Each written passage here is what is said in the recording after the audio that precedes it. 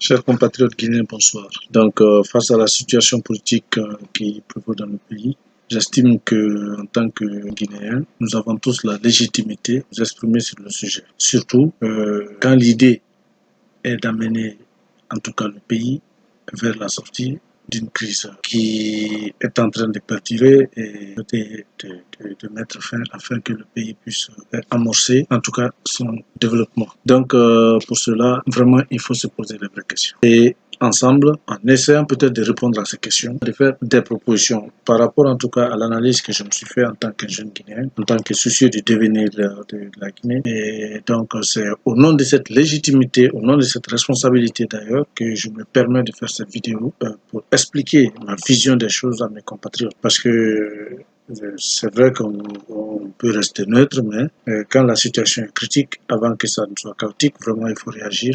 Il y a beaucoup de questions qu'on peut se poser. Donc, et vraiment aidez-moi à les répondre, et en essayant de les répondre, peut-être qu'on trouvera ensemble les voies et moyens de sortir de cette crise et de faire des propositions concrètes à tout le monde, à la population, à monsieur le chef de l'État, et en tout cas à tous les acteurs de la société civile et toute personne en tout cas impliquée dans ce processus-là. Comment pouvons-nous sortir de là, la tête haute, parce que le monde nous regarde? Quelles sont nos perspectives? Et que devront-elles être? Y a-t-il inadéquation? Et que voulons-nous? Quelle Guinée voulons-nous léguer aux générations futures? C'est quelle Guinée on veut laisser à nos progénitures?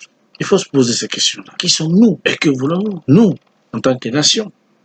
Et je vais tenter de vous donner quelques définitions du mot nation, parce qu'il est important de savoir ces concepts, de voir comment les choses sont juxtaposées, l'écosystème même de notre vie en société, c'est-à-dire les relations entre nous d'abord et notre milieu de vie. Qu'est-ce que le Larousse dit? Qu'une nation était l'ensemble des êtres humains vivant dans un même territoire, ayant une communauté d'origine, d'histoire, de culture, tradition, parfois de langue, et constituant une communauté politique. Communauté politique, retenez ça parce que je vais revenir devant. Les Nations Unies définissent la nation, donc groupe humain assez vaste qui caractérise la conscience de son unité à la volonté de vivre en commun. Dans ce premier cas, nation est synonyme de peuple. Donc ce qu'il faut retenir dans ça, comment voulez-vous qu'une majorité de la population n'ayant aucune idée, en tout cas de ce que c'est qu'une nation, de ce que c'est qu'une démocratie, comment voulez-vous que cette population applique des procédés démocratiques? C'est très facile face à une population comme ça que les choses deviennent très très compliquées, même pour ceux qui ont toutes les bonnes volontés de bien faire. L'élite doit se réveiller. Chacun pense se battre pour donner un lendemain meilleur aux Guinéens, mais les méthodes vont différer en fonction des stratégies des uns et des autres. Certains ont fait la guerre par patriotisme, analyser notre situation et trouver des solutions idoines, privilégier le devenir de la Guinée. Notre démocratie est très jeune. Et je vais vous dire quelque chose. La démocratie telle que ça fonctionne en France est différente de la façon dont ça fonctionne en Allemagne. Et elle est différente aussi de la façon dont ça fonctionne au Royaume-Uni. Complètement aussi différent de la façon dont ça commanderait en Italie, aux États-Unis. Vous comprenez? Par endroit, c'est des chanceliers, comme en Allemagne. En France, c'est un président. En Hollande, c'est la royauté. En Italie, c'est le premier ministre qui a le pouvoir. Donc, et ce qui est extrêmement important, notre démocratie doit être en adéquation avec nos réalités aussi. Pourquoi? Parce que si vous tenez compte de ces pays, parce qu'on prend souvent comme référence, vous allez comprendre que c'est fait, vous regardez la situation géopolitique de ces pays, vous trouverez que tout ceci est construit autour de cela. Mais notre malheur a été d'importer, c'est-à-dire un modèle qui ne s'adapte pas, dont on n'a pas cherché à mettre en adéquation avec nos mœurs, nos cultures, nos façons de faire, traditions. Donc ça fait que ça crée beaucoup de problèmes. Donc on envoie quelque chose de nouveau à des gens. On dit simplement que la démocratie c'est le pouvoir du peuple, mais le pouvoir est exercé, n'est jamais exercé par le peuple. Pourquoi? Parce que ce peuple n'est même pas conscient que c'est l'exercice du pouvoir est à sa portée. Je suis désolé, quand on ne connaît pas ses droits, on ne peut pas les réclamer. Bon, ce qui est important de savoir aussi, c'est que toutes ces puissances dont on fait souvent allusion et dont on a souvent comme référence, malgré l'ancienneté de cette démocratie, elles sont loin d'être parfaites. Ça, nous le savons. Donc, pour vous dire que la démocratie telle qu'on le rêve n'existe nulle part au monde, parce que si nous ne l'adaptons pas, eh bien, ça sera très difficile que ça marche. Même nos lois sont calquées sur le modèle généralement français. Pour réussir cela, nous devons bannir la violence, la vulgarité dans les débats politiques et dans nos comportements. Autrefois, l'honneur de la famille était la chose la plus importante. Tous les fils d'une famille, ou en tout cas d'une communauté. Mais aujourd'hui, on peut se filmer et on insulte père et mère. C'est très grave. C'est pas nous, ça, c'est pas de notre culture, c'est pas de nos traditions. Il faut apprendre le civisme et la morale aux gens. À recommencer à les enseigner dans les écoles, l'éducation civique. Parce que nous sommes en train de cultiver une société de violence et nous sommes étonnés des résultats que ça fournit, alors que en longueur de journée, cette violence existe dans notre quotidien. Ça existe dans la circulation. Il suffit juste d'être en moto ou en voiture à Conakry. Même les personnes qui sont en infraction, on ne peut pas leur parler. Pour monter simplement dans un taxi, il faut se battre. Ailleurs, les gens font la file pour monter dans les Magbana, dans les bus. Chez nous, il faut se battre. On ne respecte pas la femme, on ne respecte pas si elle est enceinte, si elle est malade, on ne respecte pas les personnes âgées. On ne se dit pas, lui, il est plus âgé que moi, et bon, voilà, je vais lui céder la place. Ça n'existe plus chez nous. Il faut se battre avec les femmes, il faut se battre pour entrer dans le taxi. On ne peut pas se mettre en rang pour attendre chacun son tour. Vous allez chez un simple boutiquier. Vous êtes le premier arrivé, le commerçant se charge de vous, celui qui vient après vous n'a pas la patience d'attendre que le commerçant finisse de vous servir pour qu'il demande son service. Il va vous sauter dessus, souvent même vous bousculer, pour demander aussi son service. On se manque de respect énormément et quotidiennement, et c'est banal. Et on est étonné, c'est-à-dire quand ce manque de respect généralisé se met ensemble, c'est-à-dire les dégâts que ça peut créer. Après, les gens deviennent incontrôlables. On ne peut pas obliger quelqu'un, mais on peut dire ce que nous pensons par rapport à la situation. Le peuple doit donner toutes les garanties au pouvoir en place, que si toutefois il cédait le pouvoir, il ne serait pas inquiété. C'est extrêmement important. C'est important dans la mesure où, si tant que les gens sauront que leur vie, la vie de leurs parents, leurs biens seront en danger, en tout cas même s'ils soupçonnent cela, ils vont se cramponner et ils refuseront de partir. Et ça peut conduire dangereusement, parce que là, en ce moment, ils se croiront, eux, c'est ce que je pense, ils se croiront en position de légitime défense. Et là, ça pourra aller très très loin. Donc pour cela, nous, le peuple d'abord, c'est-à-dire c'est l'ensemble du peuple, il faut que ça soit clair dans la tête de tout le monde que ceux qui sont là, en l'occurrence, Monsieur le Président de la République, s'il quitte le pouvoir et qu'il cède et qu'il accepte la transition démocratique et qu'il ne sera pas inquiété, c'est extrêmement important qu'il ait cette garantie-là. Et c'est extrêmement important d'offrir, cette porte de sortie pour le Président de la République. Et à partir du moment où nous aurons cette garantie auprès des institutions de la République, auprès, en tout cas, de tous les partenaires qui nous accompagnent, tous les amis, tous les sympathisants de la Guinée, et que cette garantie soit acceptée par la société civile, les partis politiques en jeu. Si on a déjà ça, la deuxième chose à faire sera de demander au président de la République, avec tout le respect que je lui dois, de dire ouvertement au peuple de Guinée que lui, il ne se présentera pas pour un troisième mandat. Permettre à la nation, pour permettre au pays de développer de continuer son processus de développement, c'est de trouver des solutions pacifiques. Ça nous permettra de gagner en temps, en argent, en disponibilité et à beaucoup d'autres choses. Donc je disais, si le professeur Alpha Condé décide publiquement, le professeur Alpha Condé ne fait pas, il fait 2 mandats et s'en va, ça veut dire qu'en République de Guinée désormais, tout président qui viendra pour le restant de l'histoire de la Guinée, jusqu'à ce qu'en tout cas on ait conscience que oui, il faut changer le nombre de malades et que la population l'accepte. Personne ne s'hasardera à faire 3 mandats ou plus. Tout le monde saura que désormais, et même en Afrique, pas que la Guinée. Donc, si le professeur part en Afrique, c'est un message fort, c'est un signal fort pour l'Afrique. Ce message s'adresse directement à Monsieur le Président. Si vous avez la chance de regarder cette vidéo. Mon nom, c'est Ahmed Afidou Keïta. Je fais partie de la diaspora guinéenne. Je fais partie des jeunes étudiants qui ont été renvoyés de toutes les institutions d'enseignement supérieur de Guinée dans les années 90. pour la simple raison d'avoir entendu le message du professeur Alpha Condé. Nous avons été galvanisés par vos discours. Vos discours encore résonnent dans mes oreilles des lycéens. Et c'est ce discours-là qui nous ont donné, qui nous ont poussé à l'engagement politique. Mais nous ne tuons pas de politique pour gagner quoi que ce soit. Nous l'avons utilisé pour lutter pour l'amélioration des conditions de vie au sein des campus. Et nous avons été victimes de ma modeste personne. Et ce fut l'une des causes pour laquelle j'ai quitté le pays. Grâce au concours, à la bonté du docteur Ibrahim Fofana du syndicat, de l'ex-secrétaire général de l'USTG, paix à son nom. C'est une longue histoire, je ne vais pas rentrer dans tout ça. Je vous demande humblement, Monsieur le Président. Parce que si vous continuez, c'est justement là-bas, parce que c'est votre personne, c'est vous. On s'est dit, ah mais lui, il ne peut pas faire ça. Pourquoi? Donc vous êtes un exemple en Afrique, vous êtes une référence, vous êtes un symbole. Le Guinéen doit respecter cela. Le Guinéen ne doit pas vous insulter. L'histoire va juger. L'histoire est le meilleur juge. Regardez un peu dans l'histoire des peuples. Regardez, on sait tout ce qui s'est passé aujourd'hui, tout ce que les gens ont fait. Et quand vous faites du bien, même si vos contemporains ne le reconnaissent pas, mais l'histoire retiendra cela. Parce qu'on a vu des cas, des personnes qui ont été des chefs, qui ont été conspués au moment où ils ont quitté le pouvoir. Et aujourd'hui, l'histoire leur a donné raison. Oui, l'histoire les a réhabilités.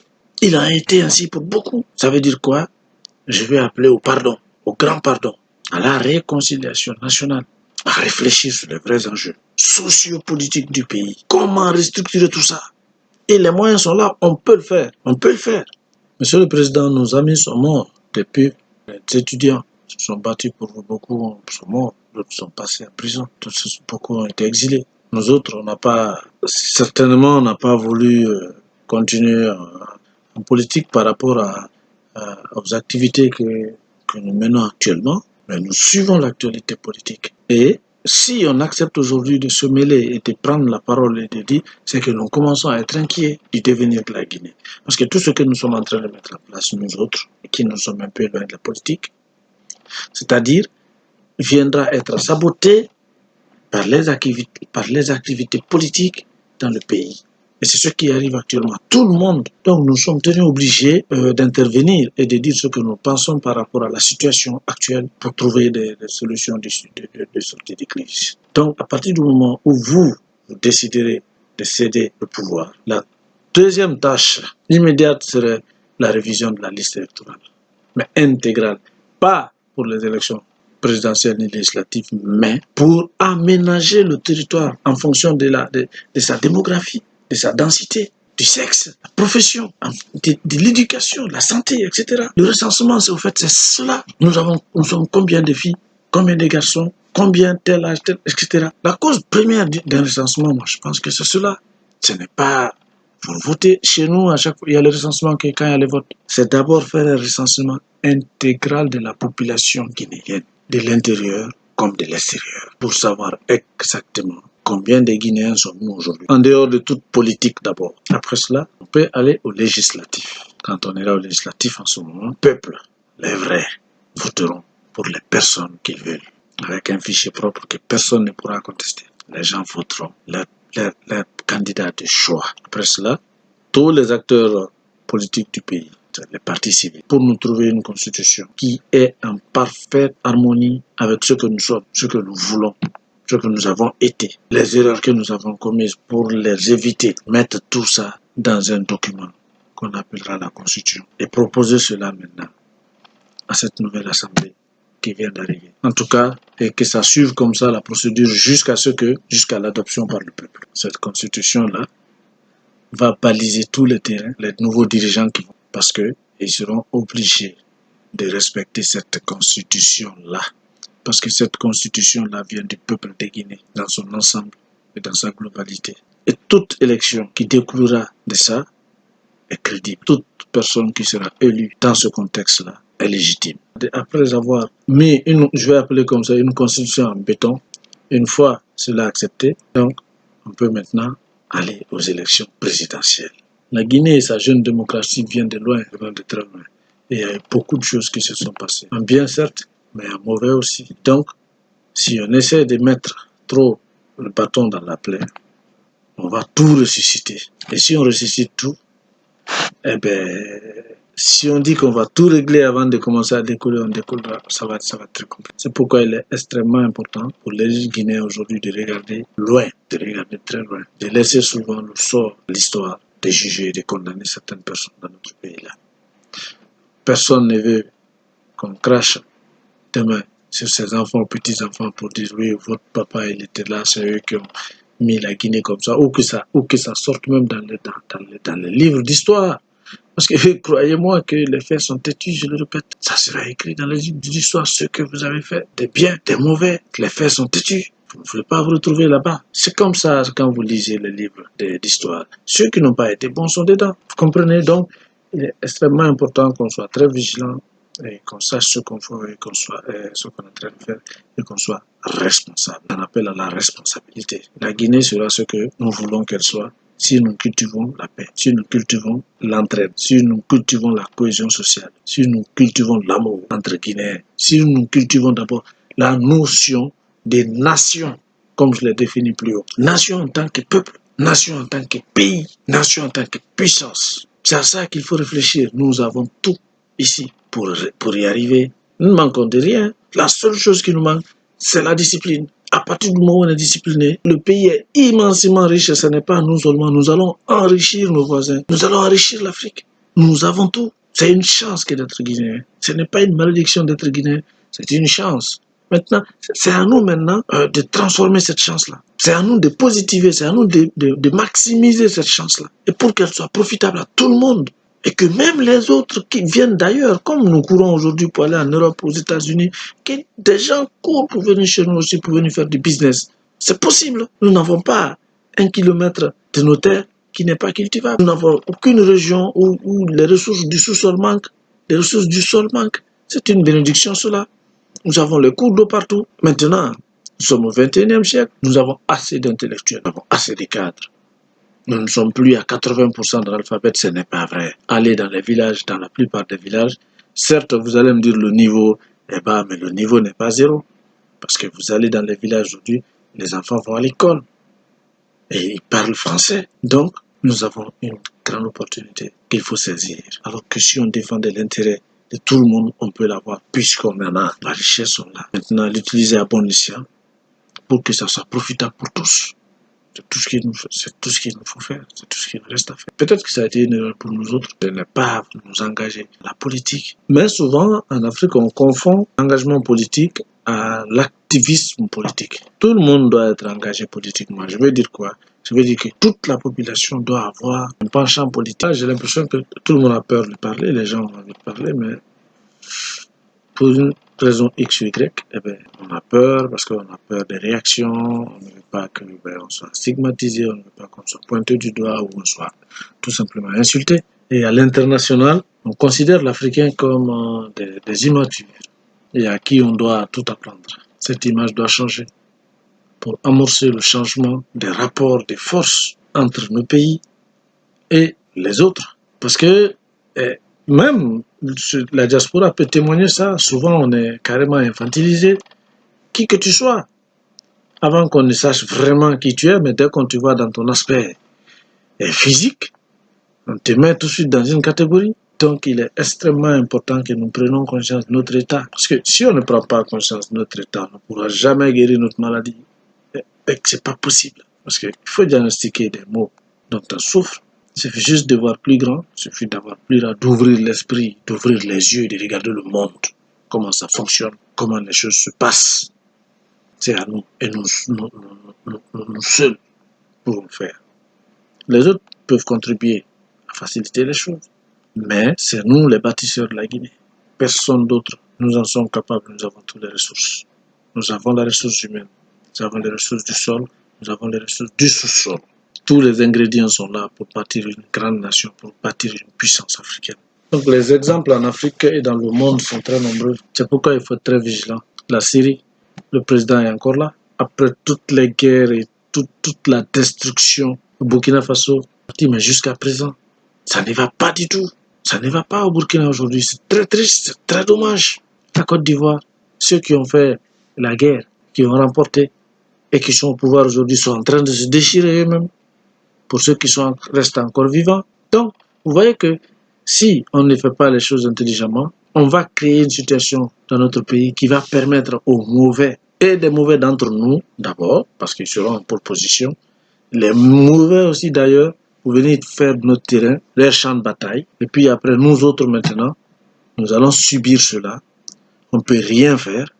Les méchants, les plus violents, les criminels vont prendre le dessus dans le pays. Parce que c'est ce qui est arrivé dans certains pays que je viens de citer. La Libye. Aujourd'hui, ces peuples-là veulent sortir de là, mais comment? Comment ils veulent sortir? Comment sortir de ce bourbier maintenant?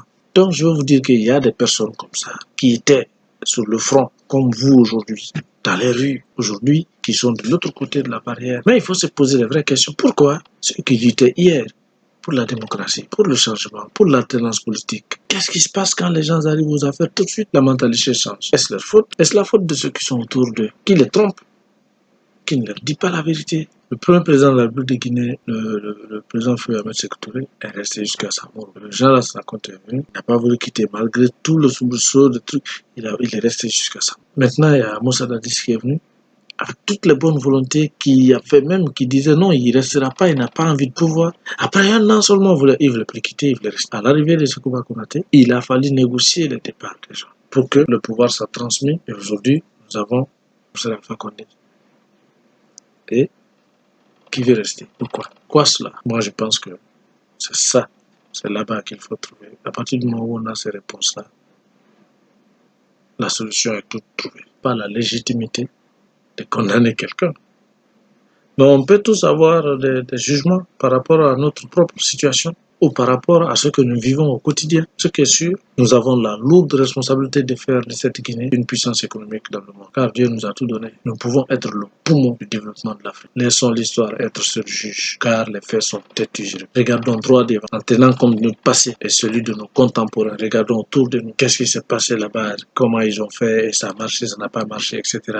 Référons-nous de cela pour bâtir notre démocratie. Quand les autres civilisations pensent que nous sommes moins intelligents, c'est à nous de leur proposer maintenant des méthodes de démocratie en adéquation avec nos réalités, les réalités de l'Afrique, les réalités de la Guinée en particulier, puisque c'est de cela qu'il s'agit maintenant. Même si je reste profondément panafricaniste, il faut aider le président. Parce que peut-être qu'il est trompé aussi. On ne sait pas. Moi, je ne juge pas, je l'ai dit, mais si vous voulez, je donne des hypothèses. Peut-être qu'il est trompé. Parce que je me souviens, quand un chef doit se déplacer, ce n'est pas lui qui va dire aux gens, si on va donner de l'argent aux gens, on les fait sortir. Le chef, il vient, ce qu'il voit devant lui, c'est la foule. Il voit la foule. Il se dit, les gens, ils m'aiment. Il ne sait pas comment cette foule a été mobilisée pour être là. Lui, c'est pas ça. Et lui, il ne peut pas le savoir. Apprenez de l'histoire des autres peuples, surtout même des grandes nations dont nous nous référons souvent. Et vous allez comprendre que la violence que eux ils ont connue, nous, on ne connaîtra jamais ça. Donc, Monsieur le Président, ce que je veux vous dire, ne laissez pas les gens perpétrer des crimes en votre nom. Pas laisser les gens vous salir.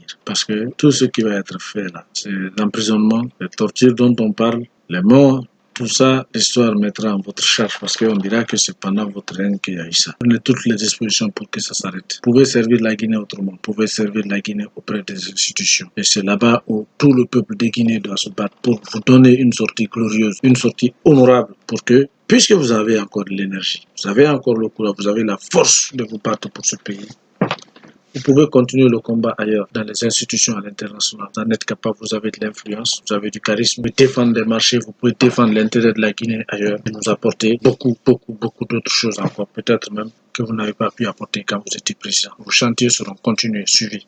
Et cette doléance, toujours dans ma donnez-lui des noms de rues. Voilà, des rues porteront vos noms dans ce pays. Les grands projets que vous avez entamés, certains ponts porteront vos noms. Chers Guinéens, c'est ce qu'il faut faire. Sortir, trouver une sortie honoreuse au procès Alpha Condé. Une sortie glorieuse. Et avoir un ancien président comme conseiller des anciens présidents, comme conseiller de nouveaux présidents qui vont venir. Et cela, comme ceux qui disent, il faut un jeune, etc. La question n'est pas là, qu'il soit jeune, qu'il soit vieux. Trouvons la bonne personne qui pourra faire l'affaire pour la Guinée. Une personne de consensus, une personne responsable, une personne qui continuera l'acquis qu'on a déjà, l'élan qu'on a déjà eu, qui va continuer cet élan, qui va amplifier ce qu'il soit jeune, qu'il soit vieux, à partir du moment où, en tout cas, il est dans toutes ses facultés intellectuelles et physiques. Et ce qui est important ici, c'est quelqu'un qui peut faire l'affaire du pays. Et c'est extrêmement important. aller à la conquête du monde, trouver des marchés pour le pays, vendre l'image du pays à l'international pour nous envoyer des investisseurs, pour nous permettre d'importer et d'exporter partout dans le monde entier. Donc, je veux aussi adresser un petit message à tous les représentants des institutions et des ONG ici présents en Guinée, dans le cadre de la négociation en tout cas, pour trouver une solution à la crise guinéenne.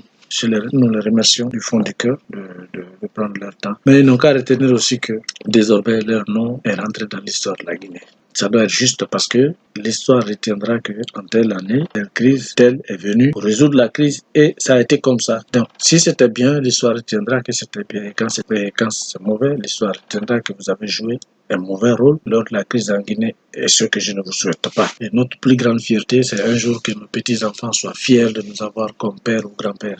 Et donc, quand notre histoire, quand notre vie est tachée de crimes ou de torture, ou en tout cas de violence envers les autres, progéniture ne sera pas fière de nous demain. Donc, et je sais que consciencieusement, en tant que père de famille, et que tous les pères de famille pensent à peu près, je pense en tout cas à la même chose. Personne n'aimerait qu'on dise à ses petits-enfants qu'il était, voilà quoi, qu'il n'était pas bien. Et les enfants, et eux-mêmes, ils en auront honte si un jour on leur dit votre grand-père était un tortionnaire, votre grand-père était un tueur, etc. Ils ne seront pas fiers de nous. Donc, même si vous leur avez légué toutes les fortunes du monde, ils ne seraient pas fiers de nous. Quand vous faites des vidéos, quand vous faites des prises de voix, des actions que vous faites, que vous êtes filmés, ça, c'est des preuves en charge. Il faut être très vigilant, il faut faire très attention. Ceux qui insultent, ceux qui disent des choses, faites très, très, très attention. Parce que, c'est-à-dire, on n'a même pas besoin de témoins.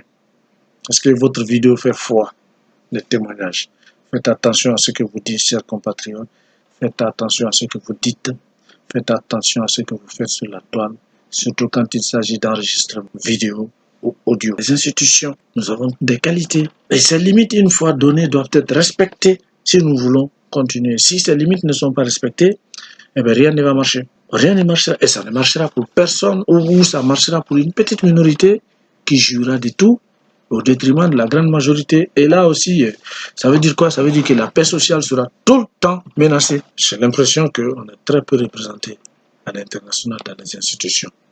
Donc, il faut se battre pour que les grands cadres, les hauts cadres que nous avons là, puissent être dans ces institutions internationales. C'est-à-dire, faisons très très attention, nous sommes dans un monde violent, très violent. Et si on donne la petite chance à la violence, elle entre en force. Personne ne contrôle plus ni le violent, ni le violenté. Vous allez voir d'autres créatures, c'est les plus méchants, les plus cruels. Parce qu'en temps de guerre, c'est eux, les chefs les plus méchants, les plus cruels, tueurs.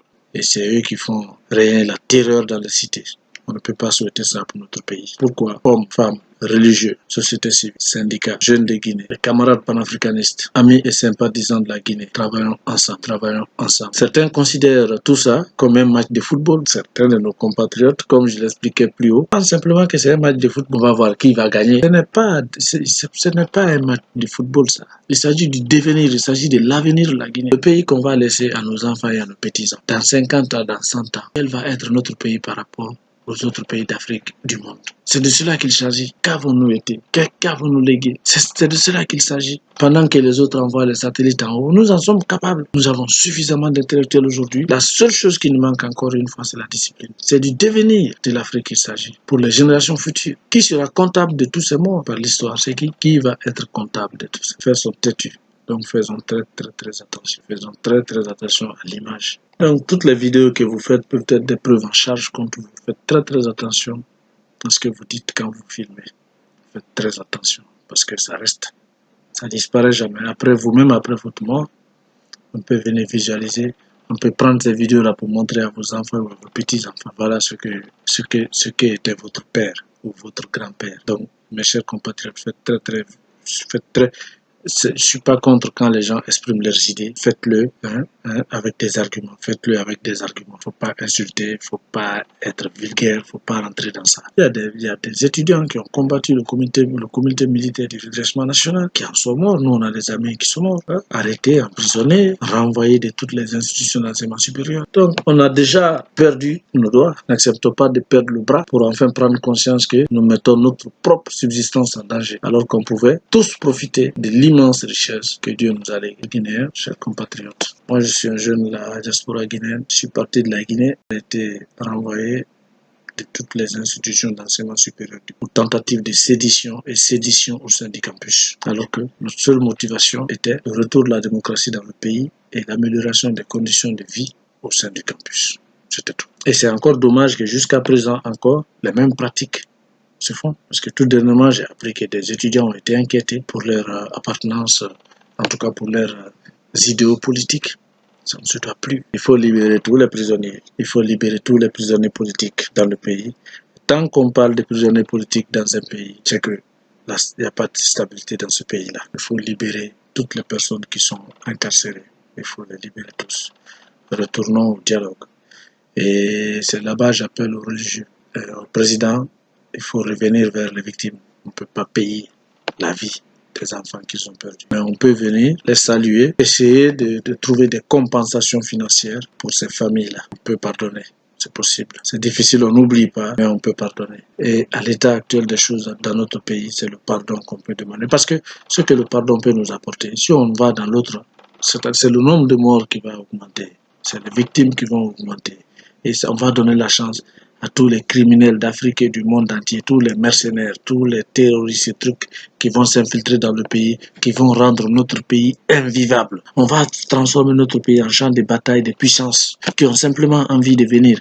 Et pire, je veux vous dire quelque chose, en temps de guerre, en temps de troubles, quand il y a la pagaille dans le pays, pendant que les usines s'arrêtent, toutes les entreprises de production vont s'arrêter, toutes les entreprises de construction vont s'arrêter, mais les entreprises d'exploitation vont continuer. Si c'est le pétrole, vous avez vu les autres parties du monde où il y a eu la guerre, où il y a le pétrole, mais l'exploitation du pétrole ne s'est jamais arrêtée, même pendant les pires situations. Donc, ne souhaitons pas continuer à piller notre pays, l'exploitation va être de façon anarchique. Pendant que nous, on est en train de se rentrer dedans. À la fin, on fait le calcul, on trouve que nous sommes les perdants, c'est nous. Rien d'autre, c'est nous les perdants. Et donc, on ne va pas en arriver là. Et nous, on ne peut pas s'asseoir et regarder jusqu'à qu'on en arrive là et qu'on dise rien. Je remercie toutes les personnes qui m'ont écouté, partagé massivement cette vidéo-là, de passer le message qui est message de paix, message de cohésion sociale, message d'union nationale. Remercier tous les combattants pour la liberté. Et leur dire que le combat pour la liberté n'est pas un combat. Et que toutes les libertés ont été acquises par le combat. Ça n'a pas été octroyé, mais plus le combat est non violent. La violence ne résout rien. La violence engendre la violence, la haine engendre la haine. Le sang appelle le sang.